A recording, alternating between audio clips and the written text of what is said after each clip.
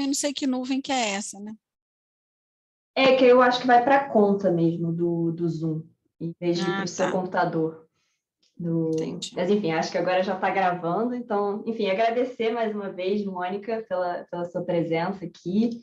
Né, a Mônica Viegas, a professora da UFMG, ela vai apresentar o trabalho Eficiência e Equidade no Cuidado Hospitalar do SUS. E só para quem, enfim, está vindo aqui pela primeira vez, para te explicar um pouquinho a dinâmica, né?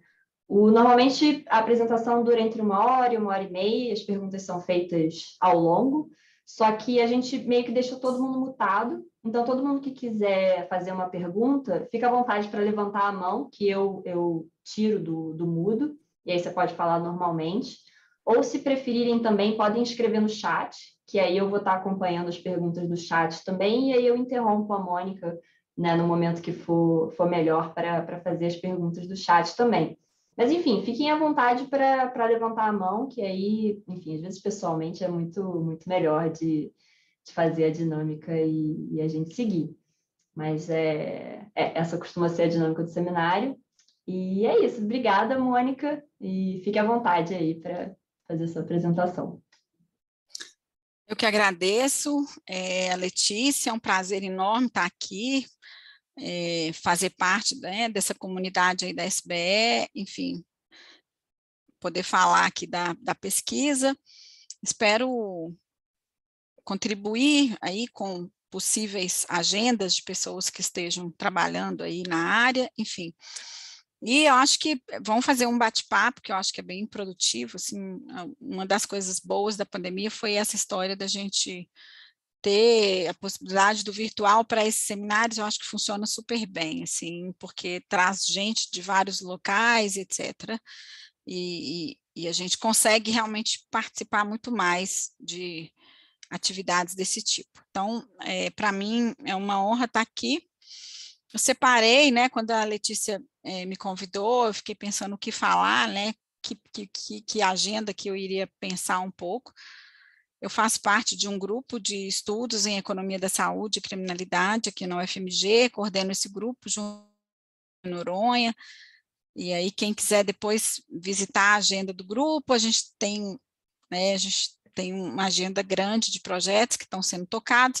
Dentro dessa agenda, a gente está trabalhando também com o cuidado hospitalar, que nessa apresentação de hoje eu vou falar mais especificamente da tese de uma aluna de doutorado, que foi a Laura Botega, foi orientada por mim pelo Gilvan, que já está com, né, tem 2 artigos publicados, o terceiro está submetido, e eu preferi falar disso porque traz um certo conjunto, assim, de uma agenda, e depois vou mencionar para vocês um pouco o que a gente está fazendo agora nessa perspectiva, tá?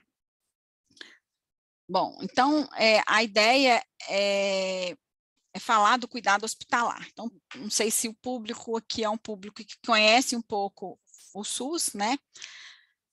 Então, o cuidado hospitalar no Sistema Único de Saúde, ele ainda tem um papel central na oferta de serviços de saúde. Isso ocorre em alguns países, mas no Brasil esse papel ainda é de bastante relevância, né? Porque, na verdade, nosso cuidado ele é muito organizado ainda em torno do hospital, às vezes, como ainda porta de entrada para parte da população que ainda entra no sistema só através da porta de entrada do hospital, ainda que a gente tenha feito várias alterações. Do ponto de vista de gasto, ele responde por uma parcela importante, a gente está ali na média da OCDE, né, 36%, ou seja, mais de 1/3, um pouquinho de todos os nossos recursos está dentro do que a gente considera como gasto hospitalar, tá? E como é que é o contexto dessa gestão, né? Assim, a gente tem arranjos institucionais bastante diversificados, então essa oferta ela vai se dar o público, o privado, que é a rede privada contratada pelo sistema, e a gente tem também o filantrópico, e tem ainda alguns outros arranjos dentro do SUS, né, do que a gente chama desses contratos de gestão, etc., mas, enfim, estariam dentro de um hospital público. A gente tem diferentes tipos, níveis administrativos, então, do ponto de vista dos entes, você tem hospitais municipais, estaduais e federais, e, obviamente, o contexto que eles estão inseridos, um contexto de muita heterogeneidade regional e socioeconômica que tem impactos nessa estrutura de oferta de cuidado hospitalar, tá? No caso, o cuidado hospitalar, ele tem uma questão aí importante, que como a gente opera com rede privada contratada, não existe, ou pelo menos não existia totalmente, um planejamento muito organizado dessa localização. Então, a rede privada, ela tende a ter uma localização que está muito associada a nível de renda, né? Obviamente, eu vou me localizar onde tem mais renda, enfim, e muito também associada à cobertura de rede de planos de saúde privado, tá? Então, essa heterogeneidade, ela acaba também se traduzindo numa questão da localização espacial, tá? Então, essa organização do sistema de saúde, ela impacta na performance hospitalar e na decisão de localização. No caso do SUS, um dos princípios importantes que a gente tem... Ô, Lelê, eu não estou vendo aqui se alguém levantar a mão, tá? Então, vocês têm que falar não, mesmo. Pode deixar que eu estou monitorando isso. Tá. Não precisa se preocupar, não. Tá. No caso do SUS, um princípio importante que foi estabelecido pela Constituição de 88, né, que é o princípio da descentralização, então que deu, né, uma força importante para os municípios, ele acabou, os municípios ganharam, né, muita autonomia de gestão e também uma autonomia que reflete do ponto de vista de transferência federal de recursos, tá? E aí, esse princípio da descentralização, que coloca o município com uma responsabilidade importante na oferta de serviços, ele acabou determinando uma criação muito grande de hospitais, né? Então, os prefeitos que são, né, passam a ser os responsáveis. E aí, o incentivo que se deu, né, desse ponto aqui, né, com esse princípio, ele acabou se traduzindo em um incentivo muito grande para a inclusão de hospitais em municípios, independente do porte, né, enfim, da capacidade desse município, da necessidade desse município. Então, assim, esse princípio, ele exigiria uma coordenação muito grande dos entes federais, estaduais e municipais para essa alocação de recursos, principalmente para os hospitalares, né? Essa coordenação, em princípio, ela teria que estar mais definida e organizada pelos gestores estaduais, né? Há uma tentativa do ponto de vista principalmente normativo de se fazer isso, mas se encontra muita dificuldade e muita resistência, né? Uma vez que esses hospitais foram abertos, o fechamento desses hospitais não é trivial. Então, o que acontece é que esse princípio, então, e essa introdução desse número elevado de hospitais em municípios pequenos, você tem um trade-off aqui, né? Enfim, que é essa questão das necessidades locais e da eficiência técnica de escala, né? Então, por um lado, a descentralização ela tá calcada numa ideia de que o município que é capaz de perceber melhor as necessidades locais, então, por isso ele teria essa força. Por outro lado, esse município não necessariamente ele tem a escala necessária para oferecer esse cuidado. Então, a descentralização, do ponto de vista da atenção primária, ou mesmo da atenção secundária, em alguma escala, ela é interessante, mas ela vai trazer esses desafios aí, porque você precisa de ter esse planejamento, essa organização, tanto de um cuidado em rede, né, e na verdade o cuidado ele não é ofertado só na atenção primária, enfim, você vai ter que ter esse segmento do paciente, como também a questão de escala. Só para ter uma ideia e trazer os números que a gente às vezes já sabe, 45% dos municípios brasileiros têm menos de 10 mil habitantes. Então, a gente tem um cenário de baixa escala populacional e baixa capacidade técnica também. Infelizmente, esses municípios, muitas vezes, eles não têm uma capacidade técnica para fazer a gestão de serviços que são tão complexos, tá?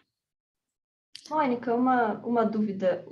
Enfim, como você disse, né, teve todo esse processo de descentralização que no nível hospitalar tem esse desafio, né, de você conseguir, assim, coordenar esses municípios para que tenham uma rede de referência e, de fato, não fique surgindo um hospital por município, que seria uma coisa muito ineficiente, né? E depois acho que houveram algumas tentativas de tentar reverter isso com esse processo de regionalização, né? Sim. Mas você acha que teve algum sucesso enfim, é realmente muito difícil você fechar um hospital mas você acha que está havendo alguma reversão, talvez, e melhora nessa integração dos municípios em torno do Sim, cuidado hospitalar? essas iniciativas, elas são, vamos dizer assim, principalmente das secretarias estaduais, tá? Então, elas se dão muito em função, do ponto de vista do governo federal, né, ou seja, pensando na lógica do sistema como um todo, você teve todo um incentivo para redes e tentativas, né, você tem uma regionalização, então você tem, inclusive, um dos instrumentos que os estados têm que oferecer é o PDR, que é o Plano Diretor de Regionalização.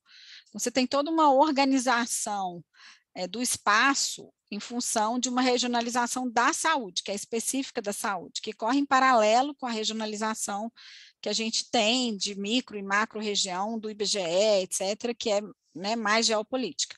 Então, essa regionalização, cada unidade da federação tem um certo grau de desenvolvimento desse processo, tá? E tem, além desse instrumento, tem as pactuações que são feitas para referenciamento e contra-referenciamento desses pacientes no espaço. Então, eu acho que existem instrumentos, mas a regionalização, ela não foi capaz de dar conta de, vamos dizer assim, compensar todo o problema que a descentralização trouxe, tá? Por quê? Porque essas regiões, elas não são entes federativos, esse é o principal impasse.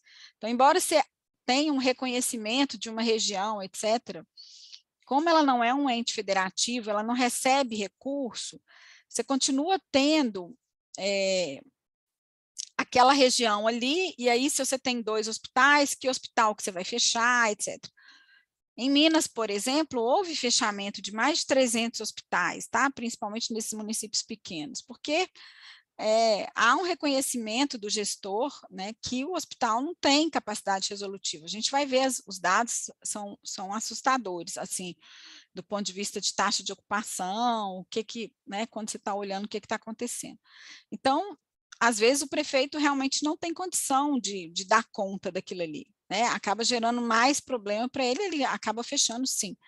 Mas então a gente tem tanto essa iniciativa da tentativa de criação de regiões, e que essas regiões fossem o que rege a organização do cuidado, e aí você tem que nas micro-regiões você teria que ter o cuidado da média complexidade, ou seja, ela teria que ser autônoma na média complexidade, como você tem as macro-regiões que você quer que seja autônomo na alta complexidade, ali dentro dessa macro, os pacientes teriam que ter um cuidado só dentro dessa macro. Eu acho que, então, essa é uma iniciativa que esbarra nesse problema aí dos recursos, né? O município recebe o recurso, e quando ele pactua, ele transfere o recurso para outro município, então, de alguma forma, ele perde um pouco de força, e tem, às vezes, questões políticas que esbarram nessa história, né? Obviamente que essa pactuação, ela se dá num contexto político.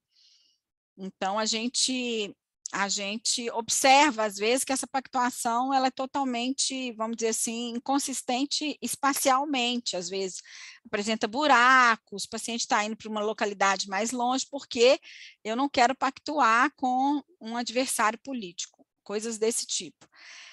E outra iniciativa que existe é a criação de redes mesmo de cuidado. Aí é uma outra lógica, né? É a lógica do cuidado em rede. Então, você tem a rede da onco, a rede do infarto agudo do miocárdio, a rede de urgência e emergência, etc.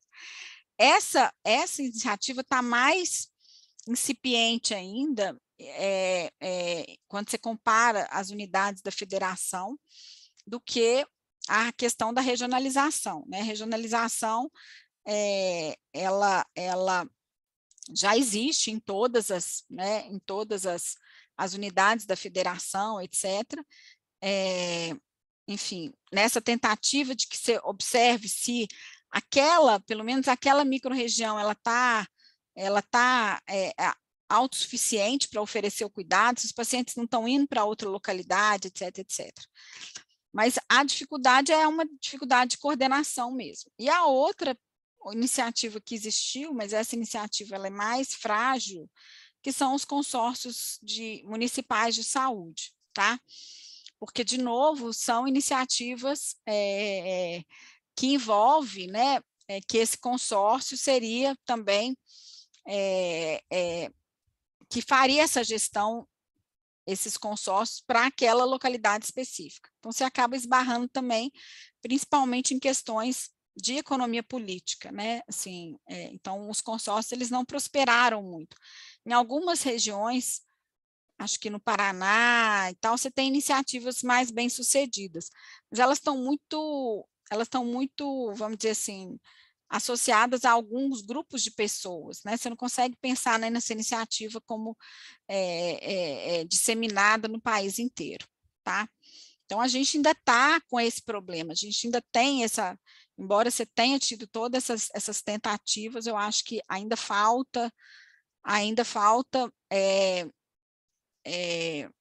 uma organização melhor. A pandemia do Covid, nesse aspecto, ela foi muito interessante também, porque foi preciso de ter uma organização em rede, né? Você precisava de ter, coordenar esse cuidado, né? Enfim, principalmente o cuidado hospitalar, por causa que você tinha que ter leito suficiente, etc. Então, acho que colocou isso numa lupa aí, ficou em mais evidência. Então, eu acho que a gente vai ter melhoras nisso, além de todo o sistema de informação, a coisa como que está andando muito rápido, que eu acho que também facilita essa organização em rede. Só fazendo um comentário que o Álvaro escreveu aqui, né? Ele falou que existem 2 pontos atuais, né? Muitos hospitais nas cidades de pequeno porte são basicamente maternidades, e ele também comentou sobre, né, um desafio da regionalização ser justamente a inoperância do sistema do SAMU para integrar, né, esses municípios. Mas essa não foi nenhuma pergunta, foram 2 observações que ele fez sobre o tema. A rede de urgência e emergência é uma das mais bem organizadas, tá? Porque é isso, ela tem as unidades móveis, né? Ela tem o SAMUS, elas vai ter as UPAs, os pronto-atendimentos, né? E os hospitais de alta complexidade. Então, ela tem esses pontos de oferta, tá? Mas falta muita coisa, assim. A gente está fazendo um projeto que depois eu vou falar um pouquinho no final, uma continuidade um pouco dessa agenda aqui, que é a análise disso dentro de Minas. Minas é um estado que avançou muito, ele está muito avançado nessas normativas, nesses instrumentos, nessa organização da rede e da regionalização, tá? Então, a gente já tem várias redes e elas são a rede de urgência e emergência, a rede do infarto agudo do miocárdio, a rede do AVC, enfim, né? Tem a rede materno-infantil, enfim, do cuidado materno-infantil. Então, agora, como é que essas coisas se conversam entre si, às vezes fica um pouco complexo, mas são 2 formas de organização um pouco distintas. Bom, Então, nesse contexto aí, como é que a gente organizou, então, essa pesquisa específica aqui, que eu vou falar dela hoje? Então, aqui, o que eu vou mostrar para vocês foram três artigos. No primeiro, a gente faz uma tipificação dos hospitais gerais brasileiros. Então, a gente está trabalhando com os hospitais gerais que prestam serviço para o SUS, e a gente fez uma classificação desses hospitais. No segundo, a gente faz essa análise de eficiência. E o terceiro, a gente faz uma tentativa de reorganização dessa oferta, que vai tentar levar em consideração o critério de equidade, tá? A gente fez isso usando as bases, duas bases principais, o Cadastro Nacional de Estabelecimentos em Saúde, que vai pegar todas as informações de infraestrutura física, de recursos humanos, enfim, e o sistema de informação hospitalar do SUS, que permite que a gente tenha toda a produção hospitalar. Isso é importante porque, embora, do ponto de vista de gasto, quando você trabalha com essas informações do SIH, elas não são tão fidedignas, né? Eu posso ter outros recursos que não estão ali está só a transferência do governo federal, mas quando eu analiso do ponto de vista da produção, é uma informação bem fiel, tá? Porque toda a produção é registrada no sistema, tá? Pode ser que o que eu estou gastando, né, não seja o que está ali, eu posso ter outras fontes, então ali é só a transferência federal, mas do ponto de vista de produção é um sistema que nos traduz bem qual é a produção que está sendo realizada nos hospitais. A gente fez isso para o ano de 2015, enfim, agora já pode até ser atualizada essa história.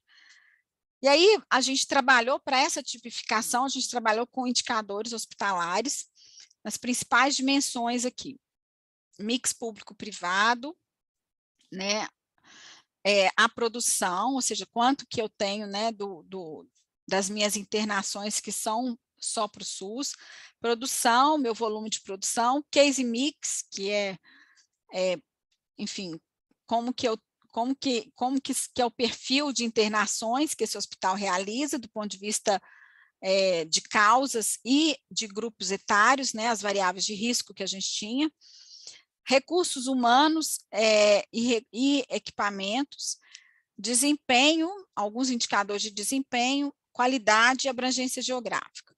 Eu vou mostrar aqui quais foram os indicadores. Então, a gente usou ainda 3 atributos, que foi o porte hospitalar, o tipo de prestador e se tinha finalidade ou não de ensino e pesquisa. E aí o que a gente fez foi, a partir desses indicadores, fazer uma análise de classe latente para a identificação desses perfis.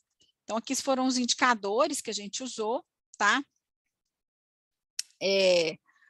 Enfim, esses indicadores aqui de desempenho, que eu não tinha mencionado, tempo médio de permanência e a taxa de ocupação. Qualidade, a gente usou um pouco a taxa bruta de mortalidade e as transferências hospitalares, ou seja, se o hospital tem uma baixa resolutividade, ele tende a transferir o paciente para um outro hospital.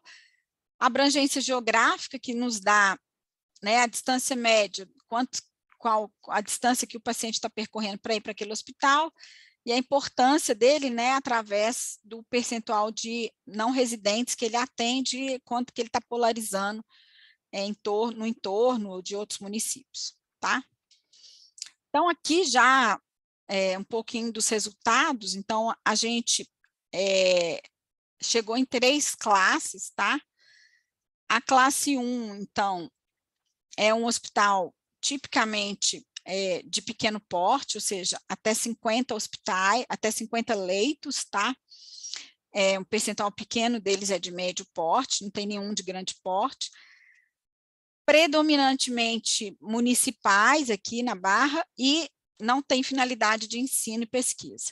A classe 2 são predominantemente hospitais de médio porte, que tem um mix aqui do tipo de prestador, mas você tem uma importância maior aqui dos hospitais filantrópicos aqui, que são as Santa Casas, por exemplo. É importante a gente ressaltar que o privado, ele está em todos, tá? E também não tem nenhum hospital de ensino, e aqui os hospitais de grande porte, os hospitais da classe 3, que são os hospitais de grande porte. Aqui se começa, né, os hospitais federais, eles são, em geral, de grande porte, mas aqui você tem um tipo de prestador um pouco mais, um mix mais maior, mas com uma percentual importante filantrópico, e predominantemente aqui a maior parte um percentual importante que tem finalidade de ensino e pesquisa, que muda totalmente a lógica da organização do cuidado, né? Enfim, e da forma como que o Desculpa, que cuidado eu é acho que eu ofertado. perdi. Só como que você definiu as classes mesmo? Eu esqueci qual foi o critério. Eu perdi do... Então, a gente faz uma análise de classe latente, né, para identificação desses perfis.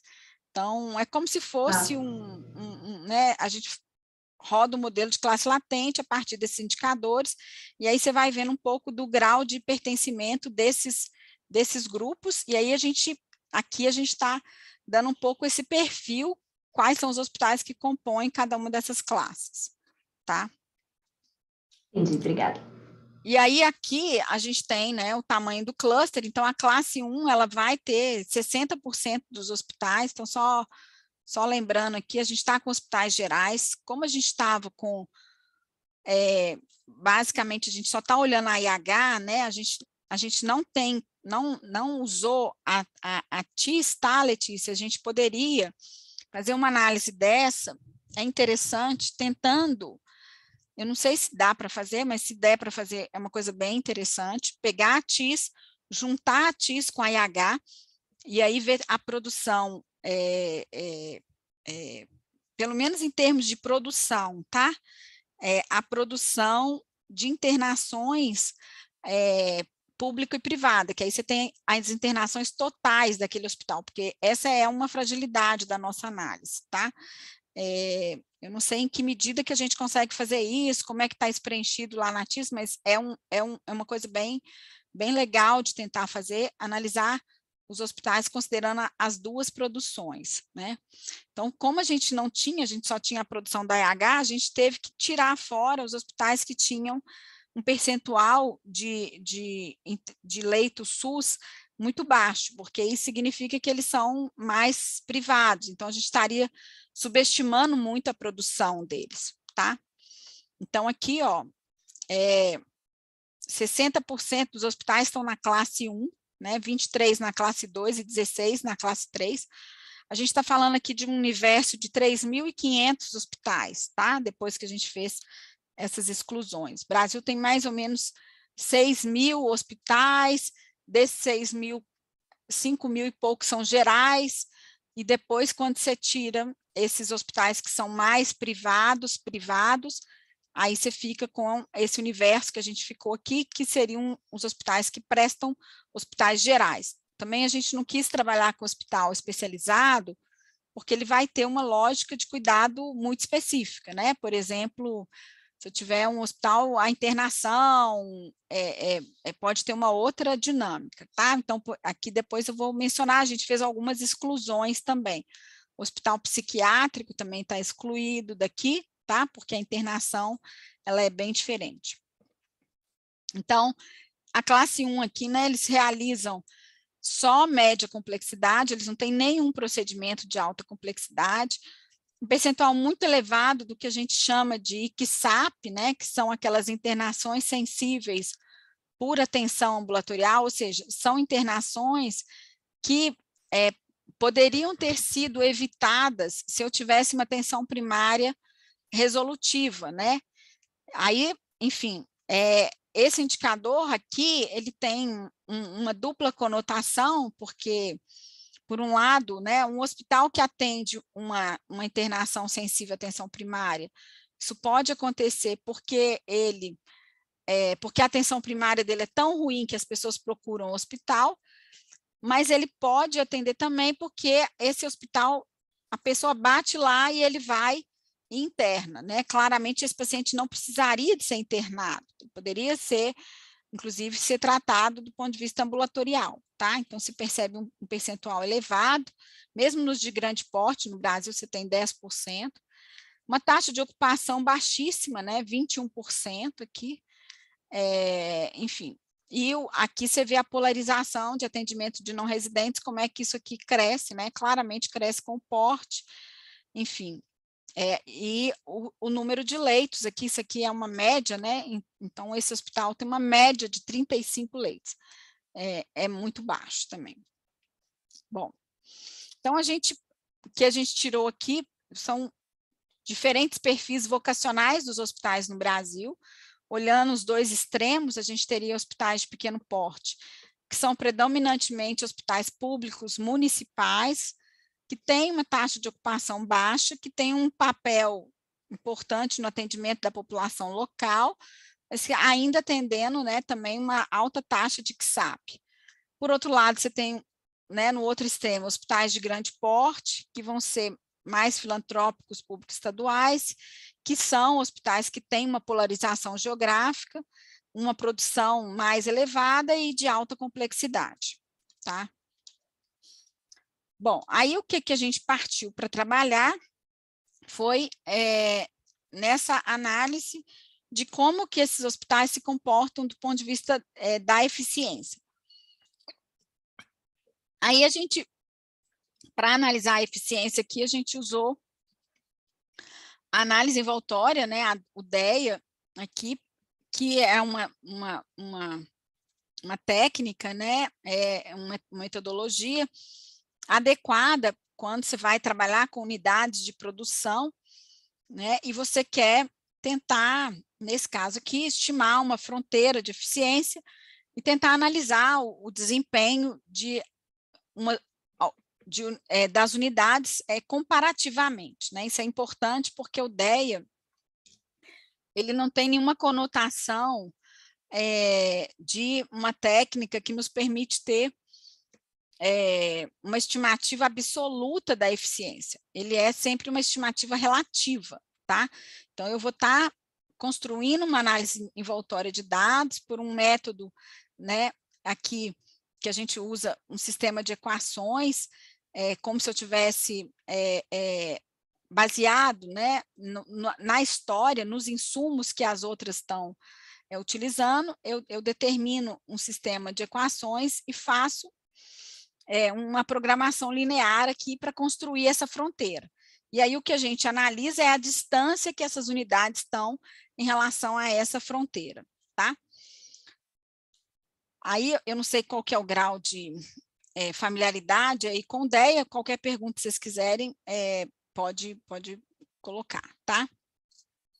Então, a gente tem que definir, quando a gente está trabalhando com essa fronteira, os insumos e os produtos, né? Então, a gente trabalhou aqui com insumos, a gente utilizou recursos humanos, médicos, enfermeiros, auxiliares técnicos de enfermagem, e infraestrutura, número de leitos, número de equipamentos de média e alta complexidade. E como produto, a gente utilizou o número de internações agrupados, segundo alguns capítulos da CID, né, que é a Classificação Internacional de Doenças, para tentar captar um pouco esse mix de internações que são, né, do ponto de vista teórico, né, cada internação seria um produto, né, a gente está aqui, quando a gente faz a definição aqui, a gente está analisando, olhando o hospital como uma firma multiprodutora, né, onde eu estou definindo o meu produto como uma internação, tá? Eu posso ter outras definições de produto, tá? Mas aqui a gente está trabalhando só com a internação e a gente está diferenciando essas internações segundo os 5 grupos mais frequentes de procedimentos, tá? E exatamente até pelo que colocou aí, a questão, por exemplo, de internações obstétricas, né, que elas têm uma característica muito específica, então tem que diferenciar esse produto dos demais. E também a gente trabalhou com diferentes grupos etários, menores que 60 e maiores que 60, porque uma internação de um idoso também é diferente de uma internação de uma pessoa que não é idosa. Então, a gente trabalhou com isso, diferenciando o produto. E todas as variáveis aqui do ponto de vista dos insumos, principalmente as variáveis de recursos humanos, elas foram padronizadas por horas, tá? Elas estão preenchidas em termos de quantitativo, mas a gente padronizou em termos de horas, tá? Aqui Mônica, já, acho que então... só uma pergunta mais, assim, bem específica, na verdade. Como vocês classificaram equipamentos em média e alta complexidade? Então, aí a própria classificação que a gente tem dentro do próprio SUS, você tem uma classificação, sabe? Desses equipamentos de média e alta complexidade aqui, tá? Aí eu posso depois te mostrar isso, mas você tem algumas classificações por portarias mesmo, você tem o que está definido como média e alta complexidade, tá? Aí aqui, né, então, a gente está trabalhando aqui, a gente fez essa estimação considerando foram três estimações separadas por porte, tá? Essa é uma questão. Na verdade, a gente poderia estimar tudo junto, né? Mas o ideal para você trabalhar com DEA é você trabalhar com firmas mais homogêneas. Quanto mais homogêneas, mais comparáveis elas são, e aí essa estimativa da fronteira vai fazer mais sentido, né? Então, uma questão aqui era essa, se a gente iria ou não separar por porte. A gente optou por fazer estimativas separadas em termos de porte. Então, estou comparando hospitais de pequeno porte, ou seja, até 50 leitos, com hospitais de pequeno porte, tá? E aí aqui a gente tem esse score médio já decomposto em termos de eficiência técnica e eficiência de escala, e, na verdade, a gente encontra aqui, então, um coeficiente de eficiência técnica, né? Esse coeficiente varia entre 0 e 1, então 0,50 estão me dizendo que a unidade representativa aqui, nos hospitais de pequeno porte, é 50% menos eficiente do que a unidade mais eficiente, tá? A eficiência de escala, né, melhor do que a eficiência técnica, isso um pouco decorre do fato da gente ter estimado aqui, separando por porte, né, claro, mas você ainda tem problemas importantes de escala, mesmo quando você estima num grupo menor, tá?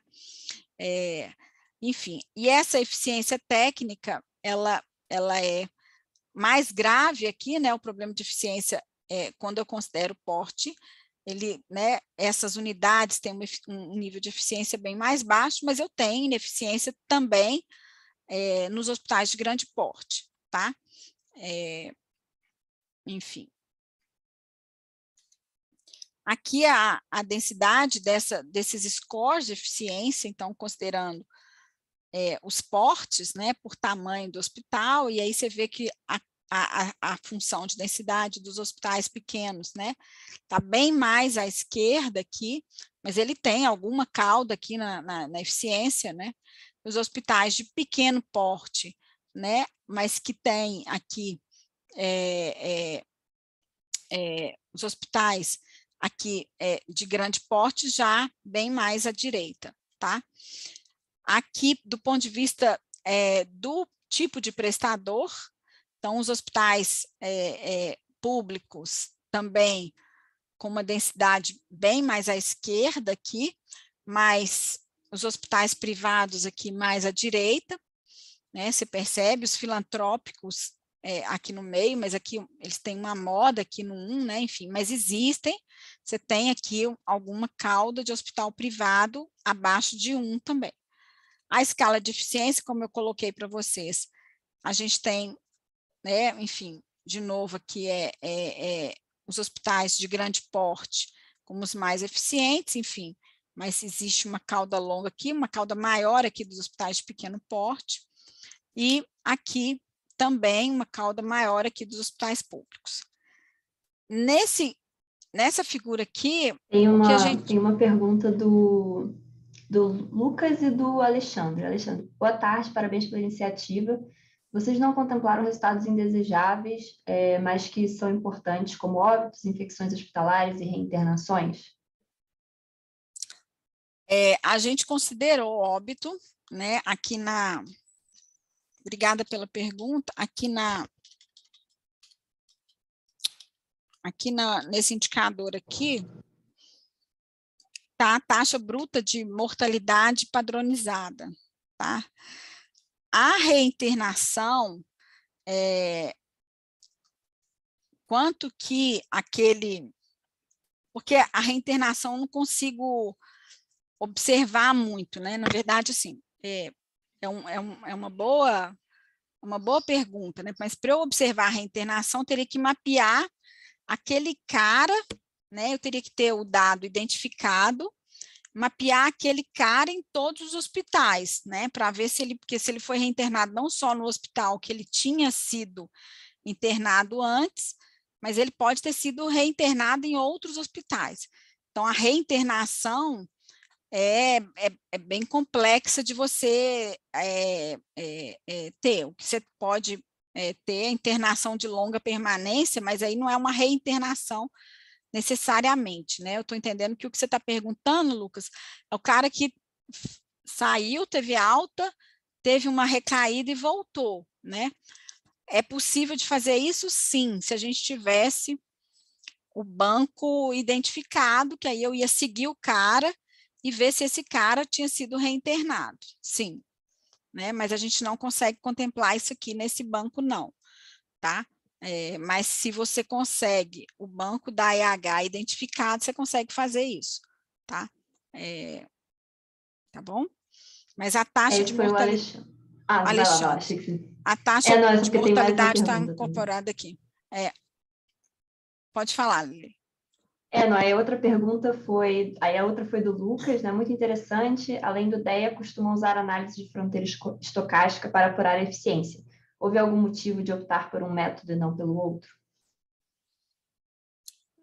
Não, na verdade, assim, a gente estava mais interessado em trabalhar com, entender melhor essa coisa, assim, do ponto de vista da fronteira mesmo, né, os resultados do DEA, quando eu faço análise aqui, orientada a insumo, orientada a produto, enfim, eles são mais diretos, então usei o DEA, mas poderia ter usado o DEA estocástico também, né? Enfim, mas aqui a gente está mais interessado em estimar esse score de eficiência, ter, né, que hospitais que são eficientes, quais eram os pares, enfim, foi a análise que a gente fez, mas eu poderia ter rodado uma análise estocástica, que é uma análise de regressão, né, que é um pouquinho diferente dessa análise que está sendo proposta aqui, né, mas, enfim, é possível de ser feita também, né. Bom, então aqui nesse gráfico aqui, a gente trabalha agora olhando as duas dimensões, tá? Então, os hospitais pequenos, separando pelo tipo de prestador, né? Aqui, então você vê que a gente tem, né, aqui nessa cauda aqui, a densidade, né, são principalmente os pequenos públicos, né? Aqui a gente tem os pequenos privados aqui eficientes, né? Na verdade, eficiente, pequeno, eu tenho muito pouco. Os pequenos que são eficientes aqui são os privados, tá? E, enfim, tanto os filantrópicos como os hospitais públicos, eles estão muito próximos aqui do ponto de vista da distribuição, né? Aqui, olhando para a eficiência dos hospitais de pequeno porte, de novo, eu tenho o mesmo perfil, tá? Assim, os hospitais que são eficientes, eles são os privados médios, né? Assim, que estão aqui mais próximos do meu score de eficiência 1, né? E aqui também os meus privados maiores, mas aqui eu já tenho, olha, eu já tenho aqui algo, né? Eu tenho públicos e filantrópicos aqui, essa curva já tem uma coisa mais, uma área um pouquinho mais que densa aqui, né? Tem alguma densidade aqui nessas curvas do filantrópico e do público, diferente do que a gente observa aqui quando a gente está com o pequeno e o médio porte, né? E, como eu coloquei, né, como eu mencionei para vocês, em termos de eficiência de escala, a gente se diferencia menos. Em parte, isso se dá pela forma um pouco como que foi estimado, tá? Bom, aqui um pouco Mônica, dessa... tem mais uma pergunta aqui. O Álvaro, ele começa fazendo uma sugestão, né, de utilizar o DEA Meta-Fronteira, que teria fornecido a taxa de metatecnologia e a Uhum. ineficiência por mau gerenciamento e gap tecnológico. E aí ele faz uma pergunta também. Queria saber quanto dessa ineficiência está associada ao mau gerenciamento e quanto está associada ao gap tecnológico. Então, Álvaro, a gente não consegue decompor isso, né? Na verdade, assim, a escala de eficiência técnica, ela está falando dessa combinação de insumos para alcançar um determinado nível de produto, né?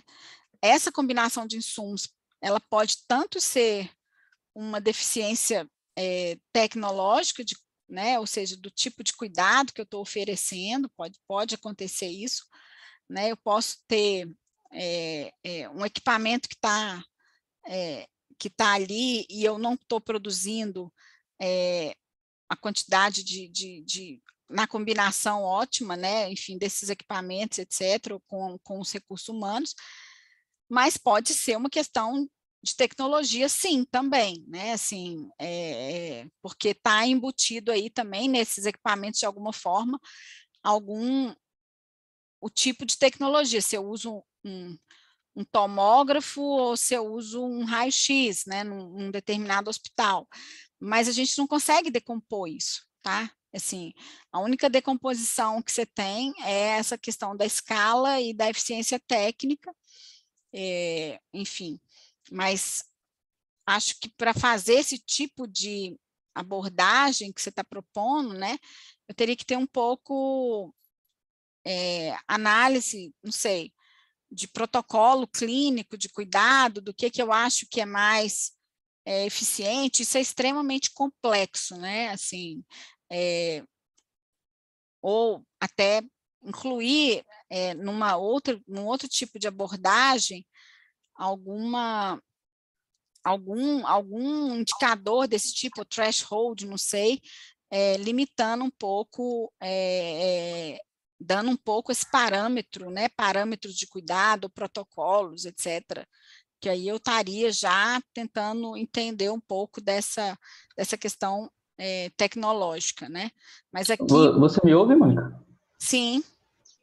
É o Álvaro. Ah, então, é porque ao ver seu trabalho, achei bem interessante, né? Boa tarde, primeiramente.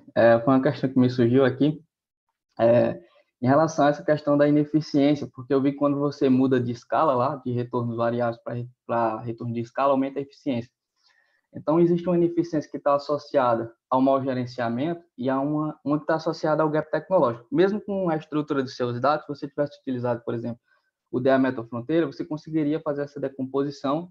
Obviamente, isso não está errado, né? A abordagem foi separado por Uhum. grupamentos, né? Está homogêneo, mas essa decomposição poderia trazer uma explicação um pouco mais detalhada nesse sentido, porque eu fiz um estudo para o Nordeste, por exemplo, que mostra que uma grande parte dessa ineficiência está associada ao gap tecnológico e não necessariamente ao mau gerenciamento, porque os recursos, de uma certa forma, em algumas regiões, eles já são escassos e a tecnologia é defasada. Então, por exemplo, hospitais em municípios de 100 mil habitantes geralmente não possuem a mesma tecnologia de que municípios que, por exemplo, que possuem uma população de 500 mil. Então, não é que ali eles estão gerenciando mal os recursos, eles possuem uma tecnologia que não permite a eles maximizar a produção. Aí foi um Sim, ponto mas que eu coloquei, mas não está errado, tá entendeu? medindo o gerenciamento através de equipamento, né? Isso está tudo aqui na eficiência técnica, né? Exato, exato. Tá tudo É só uma incluído aqui. decomposição que É, permite uma. sim, tá tudo aqui nessa eficiência técnica, né? Enfim, se eu uso, na verdade, enfim, pelo meu mix de equipamento que eu estou meio que determinando qual que é a tecnologia, né? E aí, isso vai aparecer implicitamente aqui, né? Nesse coeficiente de eficiência técnica, né? Através dessa combinação de insumos, né? Você tem, enfim, eu não tenho outra forma de trabalhar, mas você tem razão, você pode usar outras técnicas, se você, e decompor isso aqui um pouco mais, sim, é interessante, né? E aí talvez você não fosse separar por porte, né? Você não faria essa estratificação da simulação por porte, que é uma opção, que é, enfim, que é bastante questionada na literatura, inclusive, né? Só uma observação, pessoal, se vocês quiserem que eu abra o áudio de vocês, é só levantar a mão, que até melhor vocês próprios fazerem as perguntas do que eu ficar lendo no chat. Mas é só levantar a mãozinha, a mão no próprio Zoom, né, que eu tiro o mudo. Mas eu já vou aproveitar que eu já interrompi, e até o Wellington também fez uma pergunta aqui no chat, né, perguntando: a análise é estática? Qual o ano de referência? Sim, essa aqui é 2015, né? Aí ele essa aqui é a estática. Se ele pergunta se uma análise dinâmica não traria resultados mais robustos, né, utilizando mais anos. Sim, com certeza, né? Na verdade, é porque esse banco é um mundo de informação, né? Você pegar todas as AIHs, construir, pegar todos os QNES, enfim, trabalhar com esse para poder organizar todas essas variáveis para vários anos, mas isso é uma possibilidade total de você fazer a análise dinâmica, né? Aí, por exemplo, continuar isso aqui pelo menos até, enfim, até 2019, né? Eu acho que é bem razoável você pegar alguns anos. Na verdade, assim, a gente não tem tanta mudança de estrutura de oferta, né? E também não tem também tanta mudança, infelizmente, de produção, tá? Porque a produção no Brasil, a IH, ela é de base populacional, né? E infelizmente acaba acontecendo o seguinte: se o município ele sabe que ele tem uma cota de internações para utilizar, né? Óbvio que como que isso é distribuído entre os hospitais pode variar, mas a variação no total da produção ela é baixa. Então, assim, existe um componente histórico aí muito forte que vai ser uma restrição, né, que é bem diferente de eu ter um mercado livre aqui, etc., né, enfim, que vai ser uma restrição para essa análise dinâmica, mas você pode mudar totalmente o mix dessas internações, enfim, eu acho que é super interessante fazer uma análise dinâmica, sim, né, mas a pergunta é outra, né, um pouco como que essa eficiência, como que isso altera ao longo do tempo, né? Mas eu acho bem interessante. Oi, Mônica. Oi, Pedro. Posso perguntar? Tudo bom? Eu fiquei curioso aqui naquela distribuição que você mostrou da eficiência técnica, que o destoou para mim é que parecia mais eficiente para os hospitais privados, né? Para todos os pequeno e grande e tal. E eu fiquei curioso para saber se você sabe, se você plotar a distribuição do salário dos médicos, se tem uma distribuição parecida. E aí a hipótese por trás é se isso, na verdade, é uma heterogeneidade do pessoal, né? Que pode estar... Enfim, fiquei curioso só se você já tinha visto alguma coisa disso. Aqui, assim, a gente não tem salário, né, Pedro? Assim, eu acho que o meu feeling aqui é que é mais gestão mesmo, tá? Autonomia de gestão do que necessariamente pessoal, tá? Até porque, principalmente isso aqui, ó, pequeno porte, os médicos, muitas vezes, que atendem no público, atendem no privado, são os mesmos, sabe? Assim, essa coisa no Brasil, assim, a gente não tem diferença de qualidade do médico que atende a rede pública e a rede privada. Esse mecanismo, eu não acho que ele ocorre, para ser bem sincera, porque a maior parte dos médicos que operam na rede privada operam na rede pública também, tá? E a rede pública opera com rede privada contratada, enfim, então você tem eles andando para todos os locais, né? Esses municípios pequenos, eles pagam salários muito altos tá? Às vezes mais altos do que se você pegar que esse médico receberia numa rede privada num grande centro. Então, eu não acho que o mecanismo é por aí, não. Eu acho que o mecanismo é um mecanismo de gestão mesmo. Os hospitais aqui, eles têm mais autonomia de gestão, então talvez para comprar um equipamento, para desfazer de um recurso humano que não precisa, coisas nesse sentido. Eu acho que passa mais por aí. Mas, né, se a gente... Assim, a gente abriu aqui eu não vou ter todas as estatísticas, mas até um pouco o porte deles é um pouco diferente. Assim, eu não vou ter isso aqui por privado, mas enfim, depois se quiser eu posso pegar isso para você. Mas eu acho Não, que o mas queria mais mecanismo... saber a sua... Queria o mais meu saber a feeling sua é visão que o mesmo. mecanismo não é muito por pessoal, não. Qualidade Tá, da força de trabalho, não. Tá? obrigado, hein? Bom, acho que...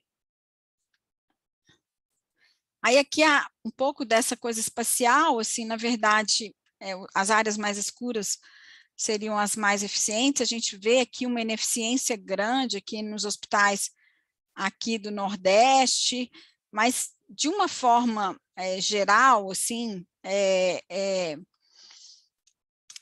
você não dá para falar que você tem uma concentração da ineficiência em alguma região do Brasil específica, né? Aqui a gente fez um pouco o teste de significância estatística, tá? Então, enfim, você tem alguns clusters, né, estatisticamente significativos, mas são poucos, né? A maior parte é não significativa aqui, enfim. Aqui você tem alguma coisa, né, hospitais de alta eficiência com vizinhos que são também de alta eficiência, enfim, né, isso vai acontecer aqui, por exemplo, em Minas Gerais, isso aqui é Montes Claros, aqui é Belo Horizonte, então você vê um pouco alguns hospitais que são eficientes, que conseguem, vão ter no entorno hospitais que também são eficientes, né, isso são alguns polos mesmo, né, enfim, aqui também a gente está observando a mesma coisa, né? Minas, para mim, é mais fácil de localizar aqui. Mas então, e aí as principais mensagens, né? Aqui o que a gente tem, né? A gente tem um grande número de hospitais que são locais, públicos e de pequeno porte, né? Que, enfim, a gente acha que isso está em parte associado à descentralização, que podem ser... Isso é importante, tá, gente? Assim, quando a gente pensa na estrutura de oferta geral do SUS, esses hospitais eles têm um papel na oferta local, mas que precisa ser repensado quando você está falando de eficiência técnica e eficiência de escala, e essas ineficiências parecem estar muito associadas a, né, práticas clínicas e de gestão que vão acontecer, né, principalmente a eficiência técnica. Então, a gente tem, infelizmente, no cuidado hospitalar, a gente tem um quadro de uma ineficiência persistente ali. E aí a pergunta que sucede aqui, que a gente fez um pouco, é será que teria alguma alternativa, né, de aumentar essa eficiência, né, tentando realocar esses pacientes, em que medida que eu poderia fechar esses hospitais, sem que isso fosse refletido, né, sem que isso se resultasse numa inequidade de acesso, tá? Então, a gente não trabalha com essa reorganização, ou seja, esse hospital vai ser fechado, para que ele vai ser feito? Aí é uma outra pergunta, mas a única coisa que a gente trabalha aqui é com essa possibilidade de fechamento, tentar entender se é possível fechar esses hospitais que supostamente são mais ineficientes e que esses pacientes fossem atendidos em outras localidades, que isso não significasse necessariamente uma barreira de acesso. Não sei se tem alguma pergunta aí, Letícia. Tem, eu estava esperando fazer uma pausa para para poder fazer as perguntas. Então, primeiro o Felipe, ele perguntou, né, Mônica, uma curiosidade. Você utilizou dados da CH e do CNES pelo seu interesse de pesquisa. Você conhece algum trabalho que utilize os dados da CIA? Você vê possíveis pesquisas nessa área ambulatorial também? Sim. Na verdade, aqui a gente usou só o SH, mas no trabalho que a gente está fazendo agora, a gente está usando a produção ambulatorial também, tá?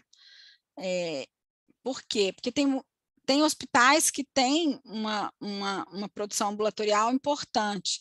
Você tem que só tomar cuidado um pouco, né? Quando você estima a fronteira, você tem problemas, se tem muito hospital que tem zero, enfim, o zero é um problema, né? Então, agora, a base do CIA para quantitativo, ela também resolve, né? Principalmente dentro de um hospital para produção ambulatorial. Aí a gente está num trabalho que a gente está estimando lá as organizações sociais de saúde, estimando a fronteira, estimando a eficiência das OSS em relação à administração direta um pouco, a gente usou a produção ambulatorial. Aqui foi, enfim, foi uma escolha que a gente fez lá atrás, e aí depois para organizar tudo e voltar a incluir a atenção ambulatorial era um problema, mas isso é uma limitação do trabalho, tá? Porque o hospital pode ter uma vocação e eu não estou considerando parte dessa produção, sim.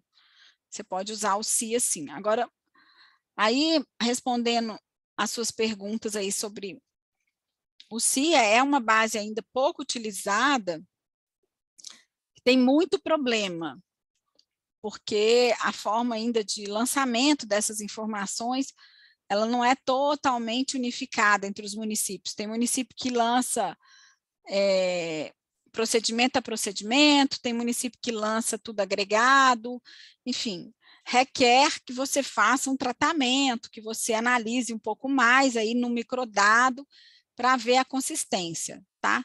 Aí depende um pouco da pergunta, do que você está buscando, né? Mas a gente já está começando a trabalhar com CIA em alguns casos, né? Tá? E a gente tem mais duas perguntas aqui. Uma do Alexandre, falando o seguinte: a distribuição estatística dos scores da DEA é desconhecida, viesada e serialmente correlacionada. Isso não pode ter influenciado suas análises estatísticas, como na construção das densidades, dos agrupamentos e dos testes? Não sei, por que aí eu vou ter que voltar a pergunta para ele, assim, por que você me disse que essa distribuição dos scores é viesada?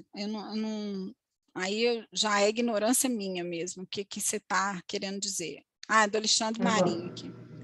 Vai lá, Alexandre, dá uma aula aí que você é o homem do DEA aí. Não, porque boa tarde. Vocês me ouvem? Sim. Muito obrigado aí, Mônica. É um prazer revê-la aí, ter essa oportunidade de aprender com você. Eu que agradeço aí, eu que vou aprender agora. Vamos lá. Não, porque veja bem, o viés, que é um dos problemas que eu estou falando, quando você não observa o estimador da DEA, né? Lógico, você estima. O score da DEA não é observável. Né? Você não conhece a fronteira real. Sim. Então, você tem uma fronteira teórica e o score que você estima, ele é sempre maior do que o score teórico, dado que a observação, na melhor das hipóteses, né, ela vai estar em cima de uma fronteira que está abaixo da fronteira teórica. Uhum. Porque você não sabe se as unidades estão realmente no melhor esforço. Sim. Então, a nota que você estima é sempre maior do que a nota real. Ou Sim. seja, então, esse viés, em alguns casos, né, tem alguns procedimentos, inclusive para você corrigir.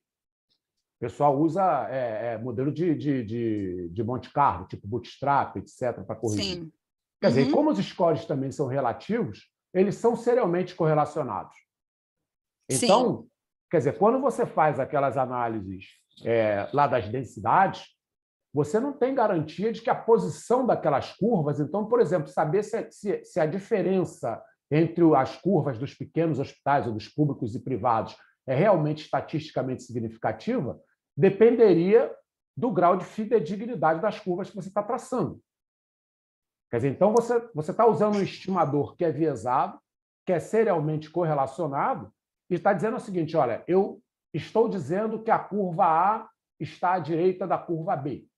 E você não fez um teste de hipóteses que seja corrigido desses problemas para efetivamente falar alguma coisa a respeito daquela posição daquelas curvas. Sim, mas assim, o DEA, enfim, a fronteira potencial, a fronteira teórica, a gente não observa, não tem jeito, né? O máximo que eu tenho, então colocamos, se a gente variar a amostra, a gente vai variar a fronteira, não tem jeito. Se eu tirar uma unidade, colocar uma unidade, se eu tirar um outlier, aqui, assim, a gente faz uma análise de sensibilidade, né, para ver quanto que isso é sensível à sua estimação e à inclusão ou retirada de unidades da sua amostra, tá? Você tem toda a razão nesse sentido, assim, que é uma eficiência relativa. Então, assim, eu não chamaria isso de viés, tá, Alexandre? Eu chamaria isso de uma eficiência relativa, não é uma eficiência absoluta. Eu não tenho como saber qual que seria o grau de eficiência se eu tivesse um protocolo clínico de uma melhor forma que eu deveria ter produzido determinado volume de internações, como que eu deveria ter feito isso. Mas eu estou simplesmente, através de programação linear, estimando essas combinações, olhando o que são os meus resultados e vendo quanto que eu estou distante dessa fronteira, que é uma fronteira empírica, necessariamente. Esse é dado resultado empírico, né? Então, assim, eu estou observando esses scores relativos, eu consigo claramente dizer que um grupo de hospitais está, né, na hora que eu ploto esses scores, está mais à esquerda do outro, né? Enfim, eu posso fazer um teste não sei nem como que a gente faria isso, mas um teste de significância estatística da diferença da média de alguns grupos de hospitais, a gente pode fazer, né? Pegar as médias e calcular a estatística por algum atributo que eu queira e ver quanto que é estatisticamente significativo. Ali estava só estimando a densidade e olhando como que a distribuição está mais à esquerda ou mais à direita. Agora, para eu ver uma unidade representativa, eu poderia ter feito um teste de médio, sim, e ver, dada essa distribuição, né, como é que eu tenho, se isso realmente é totalmente diferente de um grupo de outro. Isso eu posso fazer, sim. Não vejo, né, você tem razão, não foi feito. Mas o que a gente, em geral, faz aqui, né, ou uma simulação de Monte Carlo, etc., para você ver quanto que essa eficiência pode variar, né? Enfim, fazendo N simulações um pouco, se essas coisas variam muito, né? Enfim, que é uma espécie de análise de sensibilidade também, né? Não, obrigado. Quer dizer, porque, na realidade, esse viés dos scores, e ele pode não ser pequeno, ele pode afetar grupos de hospitais de maneira diferente. Então, ele pode deslocar uma curva de um determinado grupo de hospitais mais para a direita e uma outra curva um pouco menos. E aí a diferença entre essas curvas pode ser muito afetada, e aí no olho, eventualmente, você não consegue. O que na literatura tem sido feito é realmente Monte Carlo. Uhum. Alguma espécie de Monte Carlo para você, olha, eu vou fazer 20 mil réplicas desse negócio e aí eu vou reconstruir, né? Vou tentar estimar uma fronteira corrigida do viés, corrigida dos picos, porque também o score da DEA é muito concentrado em torno de 1, né? Porque, né, isso é um artefato, né? O modelo não consegue discriminar, dependendo da quantidade de observações vis-à-vis a quantidade de inputs e outputs, a tua capacidade de discriminação pode ser baixa, então você, de alguma maneira, tenta compensar esses problemas para criar uma distribuição de probabilidades estimada que permita você fazer teste. de alguma maneira. Eu acho que esse problema, você tem toda a razão, mas eu acho que aqui numa amostra de 3.000, sabe? Isso é um pouco menor, né? Assim, você tem muita variação, sabe? Para essa estimativa. Acho que minimiza um pouco, né? Assim, quando você roda uma fronteira com um número de observações que é menor, isso realmente vai ser mais grave, né? Quanto menos, enfim, aqui eu acho que a sua fronteira já está mais suave, né? Mas, enfim, Isso é verdade. Né, aqui você tem muita combinação, entende? Assim, enfim, então você está com muito grau de liberdade para conseguir fazer essa estimativa. Então, quando você roda essas análises de sensibilidade, varia muito pouco, tá? Varia quase nada, assim, enfim, nem mexe muito, sua ordenação não se altera muito, né? Que a gente está num universo grande aqui.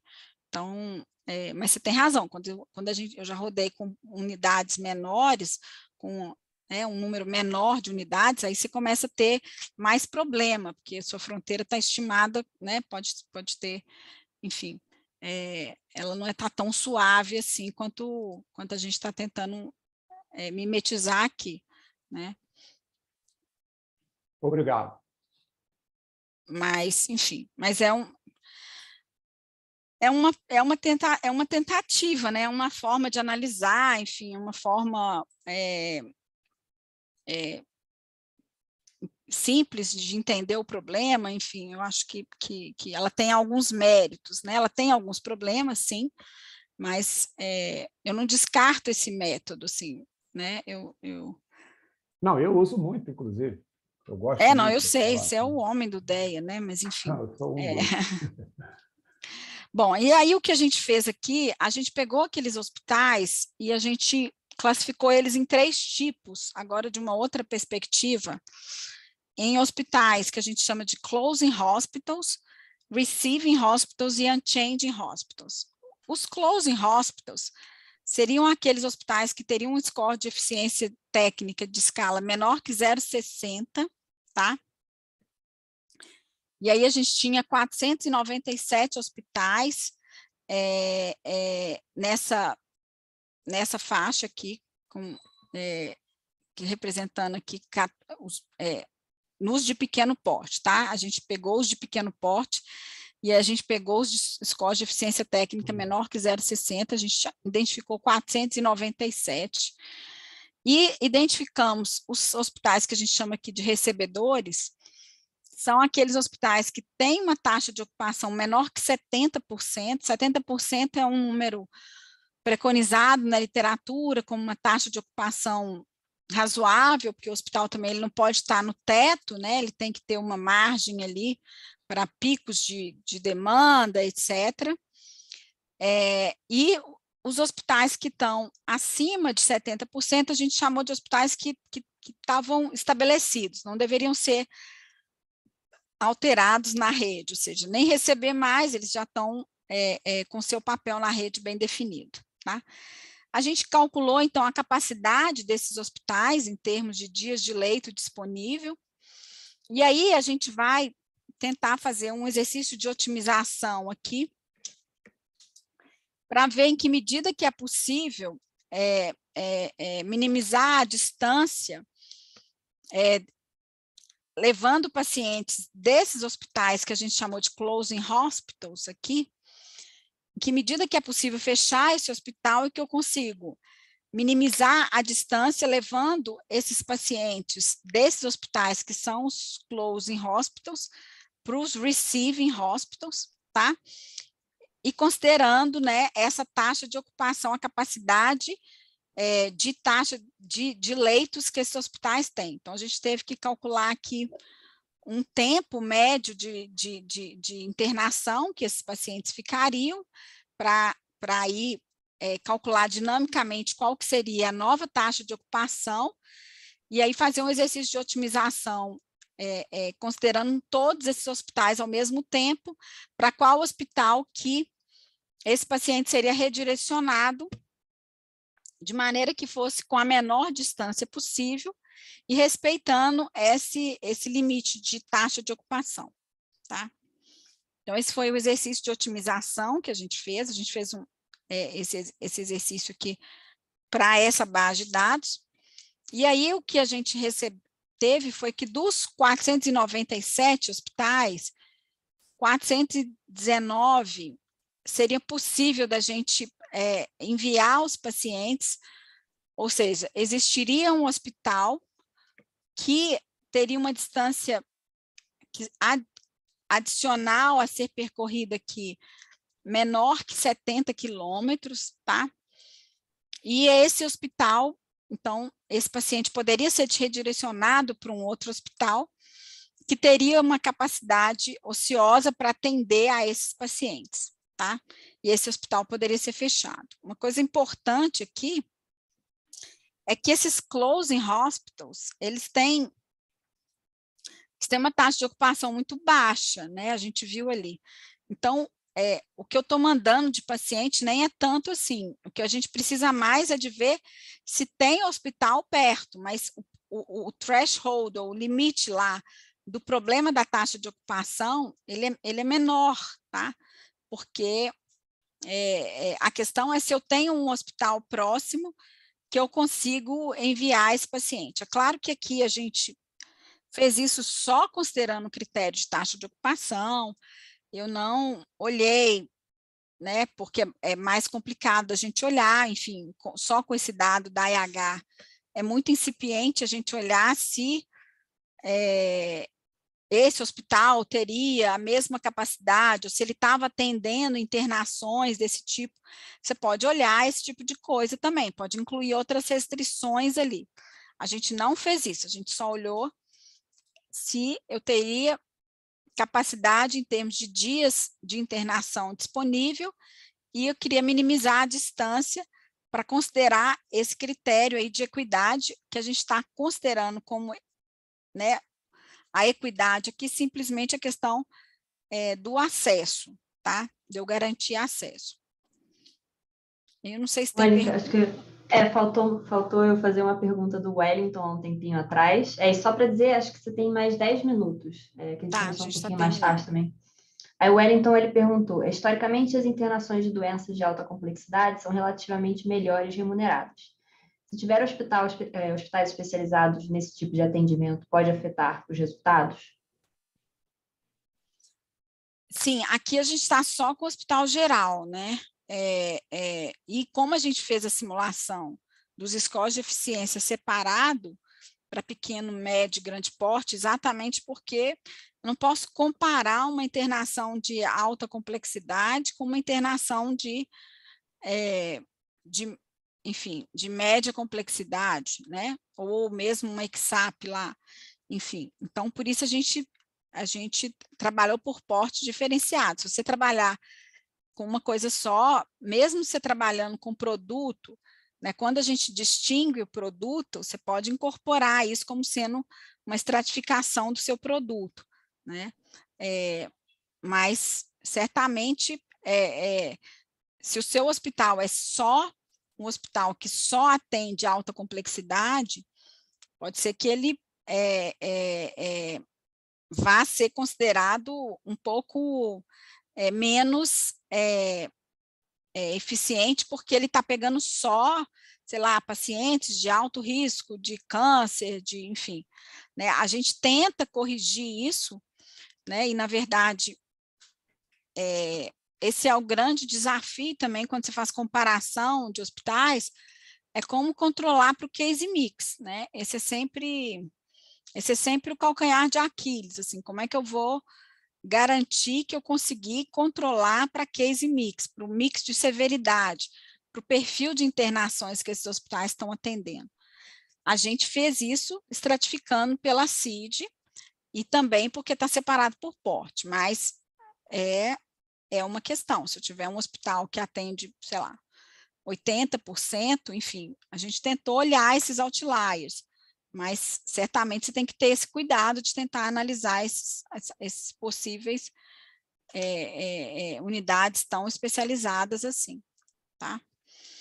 Aqui, então, os pontos vermelhos são esses hospitais que poderiam ser fechados, os azuis são os hospitais que seriam close hospital, mas que o paciente teria que viajar mais do que 70 quilômetros adicionais. Então, a gente considerou que isso seria um problema, né? E aí, obviamente, como esperado, esses hospitais estão mais aqui, né, localizados na região norte, porque eu já tenho uma baixa oferta, então,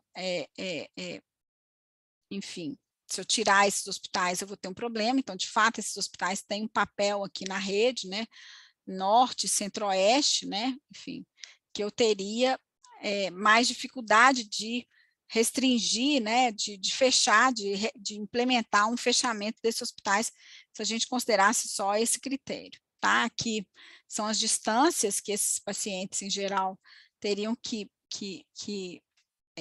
realizar nesses localidades onde a gente achou que não era adequado, né? Então, você vê que o Amapá até 470 quilômetros em média, é impossível uma coisa dessa, né? Mas aqui você tem, enfim, você tem algumas distâncias, né? Na verdade, conversando com técnicos aqui da SES de Minas Gerais, para o Covid, por exemplo, eles estavam considerando uma distância de 200 quilômetros, tá? A gente, esse critério de 70 quilômetros aqui adicionais, a gente tem alguma coisa na literatura, mas não existe um limite determinado, fixo, tá? Aí, assim, esses hospitais que seriam fechados, a maior parte desses pacientes iria para hospitais mais eficientes, tá? Ou seja, 65% desses hospitais, desses pacientes, iriam para hospitais que são pelo menos 10% mais eficientes, ou seja, você não estaria mandando eles para hospitais menos eficientes, tá? Na eficiência técnica e na eficiência de escala, tá? E lembrando que, como a gente ia aumentar a taxa de ocupação desses hospitais que são os receiving, provavelmente eu ainda teria um outro ganho aqui, que é que esses hospitais iriam melhorar a minha eficiência, né? Aqui são um pouco desses fluxos. As linhas cinzas são os principais fluxos correntes que são realizados, tá, gente? E as linhas vermelhas são os fluxos que a gente está sugerindo para onde que deveria ir se eu fosse olhar esse critério da menor distância, tá? Então, na verdade, você vê que em algumas localidades, principalmente assim, em áreas de baixa densidade, né, você tem fluxos que, em geral, estão bastante relacionados à questão da capital, tá?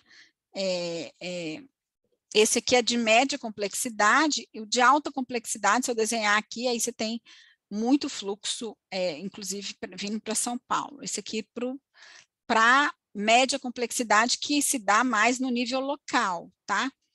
Então, você vê que tem alguns fluxos bastante, bem maiores do que se eu fosse usar o critério de menor distância, que poderia acontecer, tá? Então, assim, o resultado principal aqui, né, é que existe um espaço para a gente poder repensar essa rede hospitalar. Eu acho que existe um espaço, é claro que, do ponto de vista aqui do Ministério, assim, né, eu acho que, assim, eu gosto de ter muito cuidado com esses resultados, por causa de tudo que a gente mencionou aqui, enfim, e das fragilidades dessa análise, né, uma análise puramente quantitativa, a gente não está levando em consideração a qualidade do cuidado, tem várias coisas que podem estar envolvidas, a gente, né, deixou a produção ambulatorial, mas enfim, mas pelo caminho que foi percorrido aqui ao longo da análise, né, desde os indicadores, análise de eficiência, e um pouco essa análise de otimização, de uma minimização de distância, o que a mensagem principal que eu acho que o trabalho oferece é que existe um espaço para a gente melhorar essa eficiência do cuidado hospitalar, principalmente quando a gente olha para a oferta do cuidado hospitalar no nível municipal, né? É preciso ter uma política com esses municípios para ver se a gente consegue aqui lidar com isso, né? E certamente no caso a caso, na conversa, nessa reorganização, tá? Eu não gosto de generalizar um resultado a todos os hospitais municipais são ineficientes, vão fechar isso, não. Eu acho que a mensagem é que a gente pode tentar melhorar esse cuidado aqui no SUS, né? Tentando, muitas vezes, reorganizar, inclusive, o papel que esse hospital tem na rede. Pode ser uma clínica multidisciplinar, pode ser uma outra proposta que aquilo ali ocupe naquele município, naquela rede, mas, enfim, mas como hospital é possível a gente exportar esses pacientes para uma outra localidade que vai me dar, na maior parte, um grau de eficiência maior e que não vai ter problema de equidade, tá? Eu acho que essa aqui é a mensagem principal aí do trabalho. Obrigada. Obrigada, Mônica. Super, super importante aí o seu trabalho sobre eficiência, essa reorganização hospitalar. Achei muito, muito bacana, principalmente essa última análise. Muito obrigada a gente. Eu vou deixar agora, enfim, a gente já está um pouquinho, 2 minutinhos fora, e a Mônica agora vai conversar com, enfim, vou voltar aqui a fazer propaganda para todo mundo poder começar a divulgar mais também essa questão das conversas que a gente está divulgando, né, promovendo com palestrantes. Acho que a intenção é justamente a gente conectar todo mundo, né, alunos, professores, pesquisadores, e a gente está começando esse ano a fazer isso. A Mônica vai conversar agora, vai ter 2 slots para conversar com o pessoal que se inscreveu, e, enfim, a gente vai promover isso em todas as palestras desse semestre. Então, se inscrevam. A intenção é justamente a gente poder difundir mais isso e chegar em todas as universidades do Brasil aí para fazer essa conexão. Mas eu deixo em aberto aí, alguém mais tem alguma dúvida? Eu vou parar de... Deixa eu parar de gravar aqui.